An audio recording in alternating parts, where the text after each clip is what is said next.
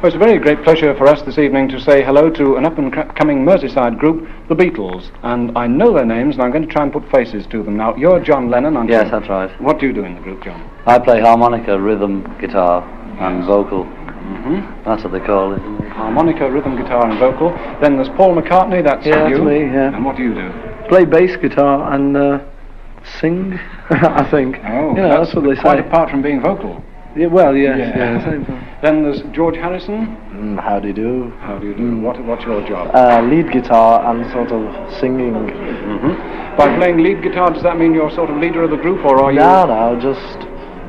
Well, you see, the other guitars, the rhythm. Yeah. Ching, ching, ching, you see. It's solo guitar, you see. John is, in fact, the leader of the group. Yeah. I don't know whether we caught that or not, but I hope it went in. Yeah. And over in the background here, and also in the background of the group, but making a lot of noise, is Ringo Starr. Hello. You're new to the group, aren't you? Yes, 9 weeks now. Were you in on the act when the recording was made of Love Me Yes, Do? I'm on the record. Yeah, you're on that disc. I am. Yeah. It's down on record, you know. Now, I'm the drummer. what's that offensive weapon you've got there? Those are your drumsticks? Well, it's just a pair of sticks a fan have just bought me, you know, because we're going away, and they put my name on. Yeah. And it's good, you know. Well, you say you're going away. That leads us on to another question now. Where are you going? Germany, Hamburg. Yeah. Now, you have... 2 weeks. Standing in great engagements over there, haven't you? Well, the boys have been there quite a lot, you know, and I've been there with other groups, but this is the first time I've been there with the Beatles. Well, Paul, you tell us, how did you get in on the act in Germany? Well, it was all through an old agent. We first went there for a fellow who used to manage us, and Mr. Alan Williams of the Jacaranda Club in Liverpool, and he found the engagement, so we sort of went there, and then went under our own steam, as they say, afterwards, you know. And we've just been going backwards and forwards and backwards and forwards. You're not dizzy at all? Well, yes, actually, yes. Yes, yeah. It's my left leg, you know, the war.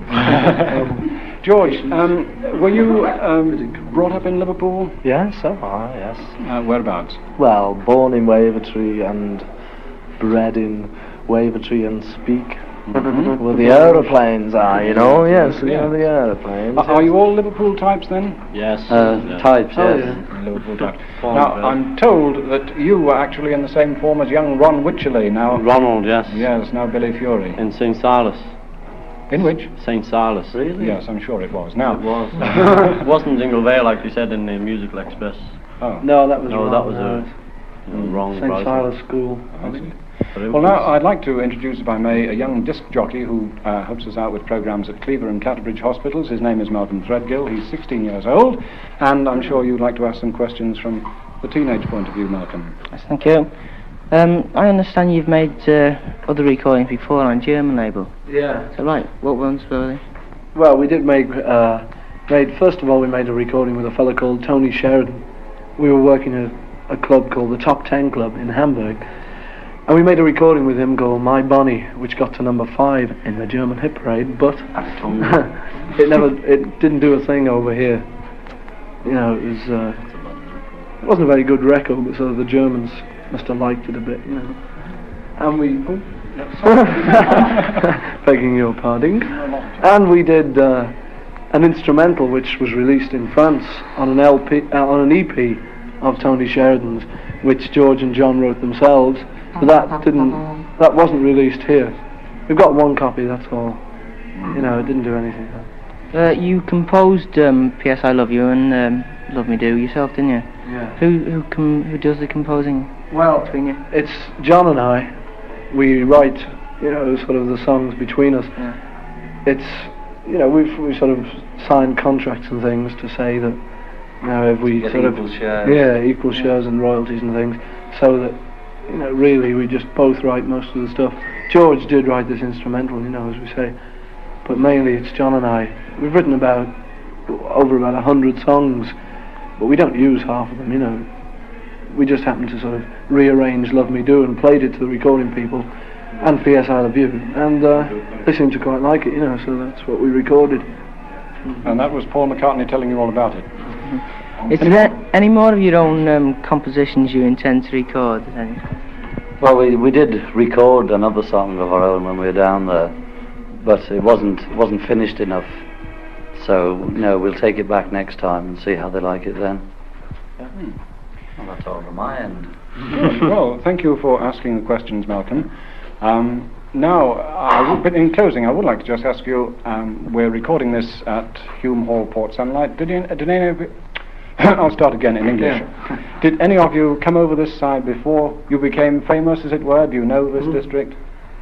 Well, famous, you know. If being famous is being in the hit parade, well, we've been over here. We were here about 2 months ago. Been here twice, haven't we? I've got relations here, Rock Ferry. Have you? Yes. Oh, all sides of the water, you know. Mm. Yeah, I've got a relation in Clawton Village. Yes. Upton Road. I was a friend in Birkenhead. I wish I had. I know a man in Chester. Now that's a very dangerous thing to say. There's a mental home there, mate. Well, never mind. Peter Smethurst is here as well. I'll get my right teeth in. Yeah, okay.